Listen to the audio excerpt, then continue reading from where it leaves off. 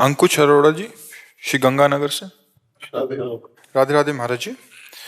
महाराज जी, जब हम पूर्ण निष्ठा व प्रतिबद्धता ईमानदारी के साथ किसी कार्य में या किसी व्यक्ति विशेष को चाहते हैं तो क्या वह चीज उपलब्धि संभव है क्या? व्यक्ति और कार्य, इसमें प्रारब्ध टांग मार सकता है, लेकिन भगवत प्राप्ति निष्ठा हो जाए और पूर्ण प्रयत्न और कृपा तो निश्चित हो जाएगी, इसमें हमें कोई संशय नहीं।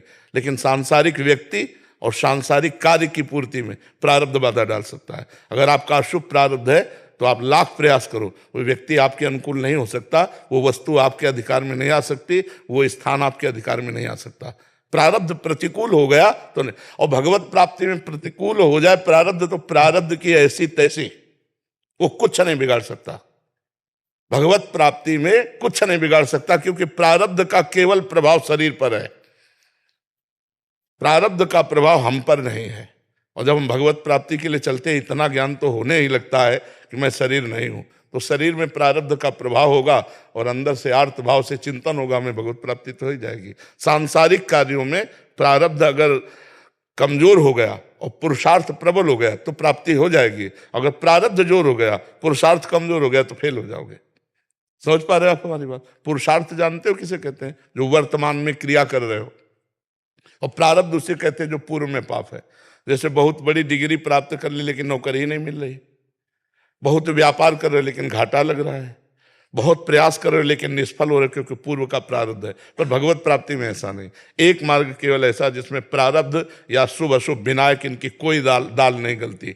जो निरंतर भगवान नाम चिंतन करते हैं, भक्तों का संग करते हैं और सत्संग सुनते हैं, उनमें विवेक जागृत हो जाता है। वो काटते रहते हैं आए हुए दुख सुख के राग को, और भगवान के चिंतन के प्रभाव से इस माया के द्वंद्वों पर विजय प्राप्त करके भगवत प्राप्ति कर लेते हैं।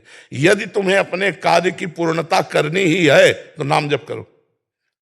नाम जप से बढ़कर कोई नहीं प्रारब्ध को रोकने वाला, कोई नहीं समर्थ। नाम जप करोगे, प्रारब्ध ऐसे रुका रहेगा जैसे तटस्थ भूमि समुद्र को रोक लेती है। नहीं तो प्रारब्ध बहुत बलवान होता है। अगर प्रारब्ध अपने पे आ जाए तो अच्छे अच्छे हर कार्यों में विघ्न डाल सकता है। पर नाम जप यदि चल रहा है तो जिते विनायक शुभ अशुभ विघ्न करे नहीं कोई, विघ्न करे नहीं कोई, डरे कलिकाल कष्ट भय, हरे सकल संताप हरस्य हरिनाम जपत जय, उसकी विजय हो जाएगी।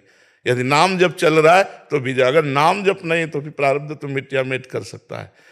इसलिए हम ये फाइनल में नहीं कह सकते कि आप कर्म निष्ठावान हैं, आप बड़ी सच्चाई से कर्म करते हैं तो आप सफलता ही प्राप्त करेंगे। नहीं, अगर आपका पूर्व का प्रारब्ध प्रबल है तो असफल कर देगा।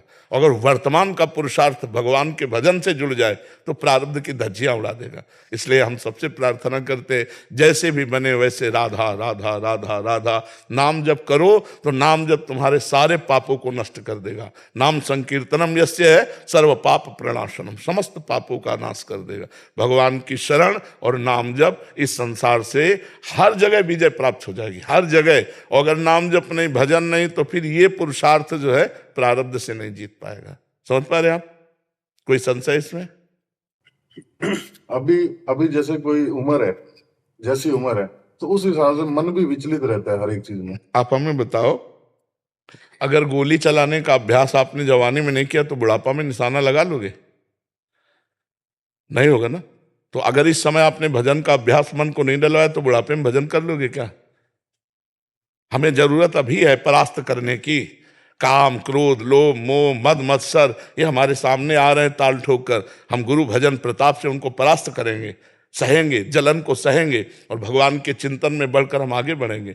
लौकिक पारलौकिक दोनों उन्नति प्राप्त करने के लिए आध्यात्मिक की अत्यंत आवश्यकता है। बिना अध्यात्म के कूड़ा जीवन है, कूड़ा कोई भी हो, चाहे जिस पद में हो, चाहे जितना वैभव जमा कर लो, मरोगे तो न पद तुम्हारे साथ जाएगा और न चवन्नी बैंक बैलेंस जाएगी। राम नाम कृष्ण नाम हरि नाम राधा नाम जो प्रिय लगे, नाम जपोगे तभी तुम्हारा मंगल होगा। मन तो सबका भटकता है, क्या बूढ़े का नहीं भटकता? क्या आपको लगता है आप जवान हो तो आपका भटकता है? आप 90 साल के बूढ़े व्यक्ति से पूछ लो, क्या मन उसका समाधिस्थ है क्या? अगर अभ्यास भजन में नहीं किया तो भोगों में ही तो जाएगा, और भोगों में जिसका मन गया वो चंचल ही तो है। क्यों? तो ये मत सोचो कि जवान आदमी अध्यात्म में चलते हुए गृहस्थी में नहीं चल पाएगा। नहीं, चल जाएगा, बहुत बढ़िया गृहस्थ होगा। आप अपने कर्तव्य को पूजा समझो, राधा राधा नाम जप करो, किसी का अमंगल न करो, इससे बड़ी कोई पूजा नहीं। सब कुछ, चाहे व्यापार करो, चाहे नौकरी करो, जो चाहो करो, भगवान की पूजा मानकर अपने कर्तव्य को करो, नाम जप करो, किसी का अहित अमंगल न करो, बहुत बड़े भगत हो आप। चाहे तिलक लगाओ चाहे ना लगाओ, और स्वार्थ की भाषा भूली नहीं, और भेष चाहे संत का हो, तो बात तो नहीं बनेगी ना। भेष से थोड़ी साधुता पूर्ण होती है, और आपका भेष नहीं, उद्देश्य ठीक है तो आप संत हो। विभीषण जी आए थे, कोई भेष नहीं था, लेकिन भगवान कह रहे तुम सारीखे संत प्रिय मोरे, धरो देह नहीं आन निहोर। तुम्हारे जैसे संतों के लिए मेरा अवतार होता है। विभीषण जी कोई साधु वेश नहीं थे, उद्देश्य श्री राम थे। यदि हमारा उद्देश्य भगवान हो जाए तो पैंट शर्ट में भी हम संत हो जाएं, और यदि हमारा संत वेश में उद्देश्य बिगड़ जाए तो मामला बिगड़ गया।